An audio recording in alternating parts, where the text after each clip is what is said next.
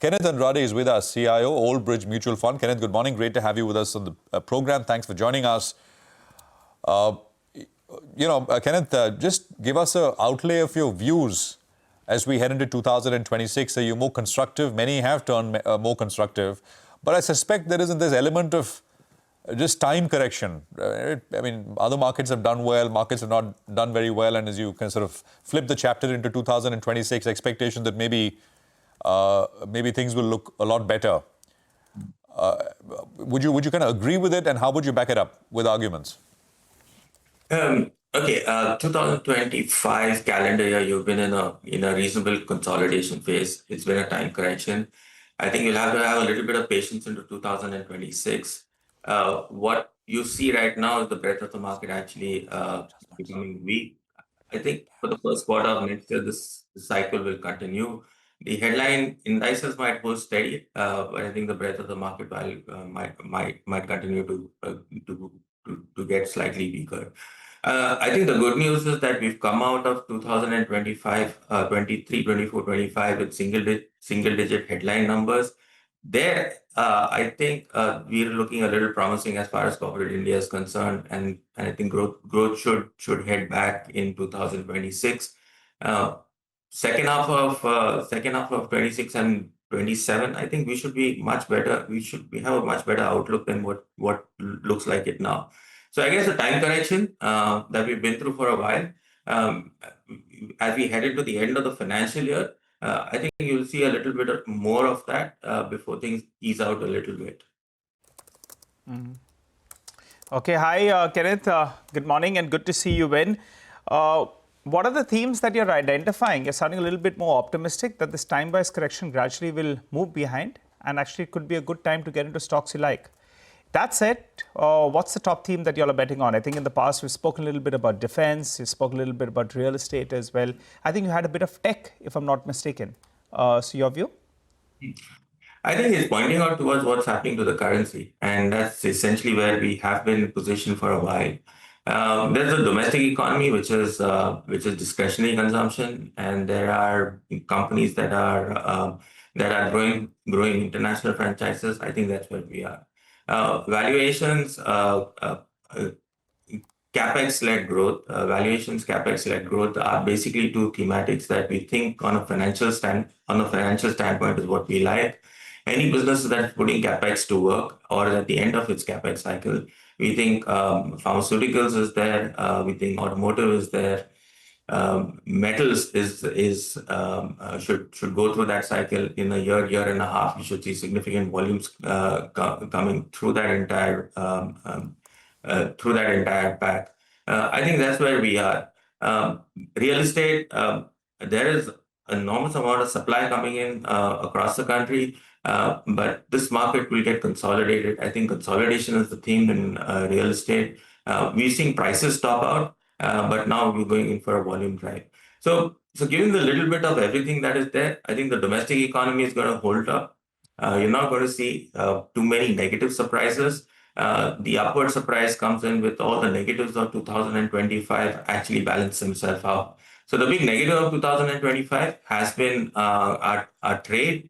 I think 2026 trade balances should look a lot better than what they look at this point in time. All right, let me probe you a little bit on the metals pack. As you said, a couple of pockets could look up. I was just looking at the data points with regard to aluminium, where growth is expected at around 3.5%, and supply may not keep up. And after a while, we could see a bit of a deficit on aluminium. Just to probe you a little bit on the metals, what you like, ferrous, non-ferrous, and from either segment, what do you more focus on? For example, ferrous, is it more longs? In non-ferrous, is it silver? Is it zinc? Aluminium, what is it? We've got a little of everything out there. I think our exposure to commodities currently is at about 12%. Okay.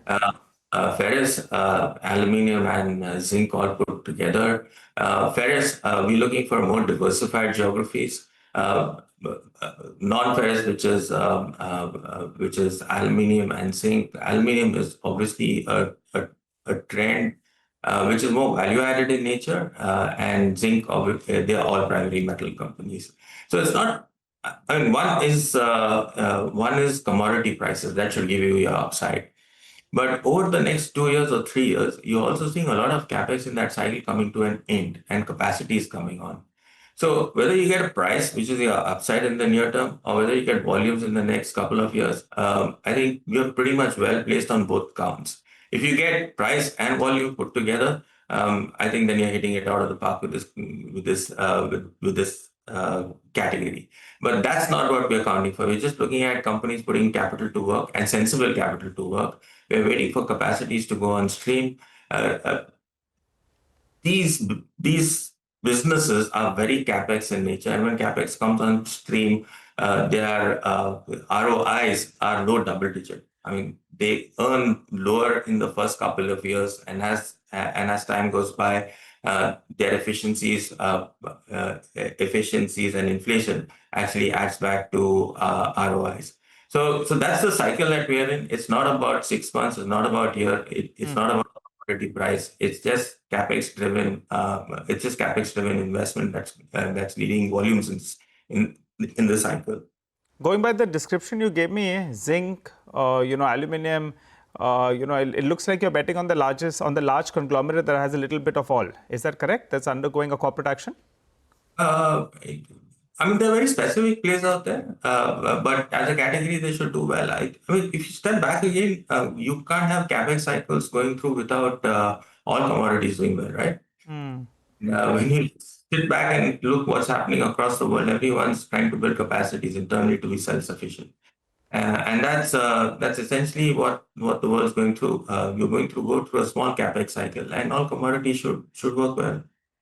I think, Kenneth, morning. I think Nigel's basically asking you, do you like Vedanta? Well, we got an exposure to all businesses that we like. Okay. Yeah. Okay, fair enough. By the way, I was glancing across Asian screens, and it's largely red, barring mainland Chinese markets. And there's been a very interesting listing in China this morning. It's called China's NVIDIA. It's a company called Moore Threads, and they make these graphic processing units. It was a $1 billion listing this morning. Stock's gone up 400%. It is astounding. 5x on listing. That's what's going on. That's the tech craze for you. But Kenneth, now we don't have these AI plays. So let me ask you about the next best thing that the market was fixated on all through this year. Anything related to technology in India. It could be consumer tech. It could be a lens cart. It could be a urban company. Of course, you have Swiggy, Zomato, or payments tech. We had Pine Labs listing. So we don't have AI, but anything else on the tech side, new age tech, the market really latched on to. What are your thoughts around some of these businesses and the valuations at which they trade now? I mean, everyone's got an opportunity out there. It's all about execution, and it's all about managing cash flows over a long-term cycle in some of these companies. They've done well. They created franchises, and I think they will continue to grow. We're a little different in terms of our thought process in trying to capture businesses. We like cash flows. We like the companies that have demonstrated capabilities and their ability to grow with internal cash flows, right? So we watch these companies. We're fairly positive on the franchises, but they're not anywhere close to where we would like to acquire them from just a valuation standpoint. Either they have to grow dramatically, or the stocks have to correct. So one of the two things will happen over the next couple of years. But I'm sure these companies are going to be around for a pretty long time. But we have no investment view on most of them. Okay, not so interested. What about IT services, legacy IT services? That's the debate, and we've been having it with so many different brokers. Two are fairly optimistic, and this morning we spoke with Nomura, and they also said that incrementally they're turning more positive on IT. There's also the rupee tailwind, and maybe ultimately when AI moves from the build-out stage to the adoption stage, then our large companies will know how to use AI to their advantage. So, I mean, that's the new thesis in the market. Do you subscribe to that view? We've been holding on to that for a while. Exposure into IT services has been around 10% for a while. And we've got valuations in our favor. We've got cash flows in our favor. And some of these companies are migrating towards what you've just mentioned. And it's been a continuous process. So here you need a little bit more patience. I think most of it will come through sometime in the next couple of years. But I must say, going into the future, there are significant challenges in IT services. It's not going to be a universal shift. I mean, it's not going to be universal. All companies are not going to benefit from whatever is happening in artificial intelligence out there or in automation out there. There'll be few that will take significant market share. I think you'll have to identify them in this cycle itself. Got it. So you like, Kenneth, just to wrap it up, you like metals. What else sectorally? Okay. Just to wrap it up, any business that has got a reasonably large dollar exposure, even if it's in the domestic environment, is what we like. See, India's been struggling for growth in the domestic environment. We've had a tailwind of policy which has held up the economy for a while. But to find that growth, we need to find new markets. I think that's the cycle that we've been aligned to. So any business which has got a large tailwind in terms of a franchise getting created outside the country with domestic cash flows, I think that's what we are aligning to. So to put it simply, thematically, the market, if it has to grow sizably, we need to create Indian companies that create franchises out there. You've got a number of industries who are already established. You've got a huge amount of capex that has already gone on the ground. I think the utilization of that capex that is on the ground has to come from newer geographies, newer markets. If India holds up, I think that's if India holds up and creates that demand, I think that's a topping. But we need to move the scale significantly higher than where we are today. Okay, all right. Thanks very much for that. Appreciate it, Kenneth, and good luck. See you in 2026.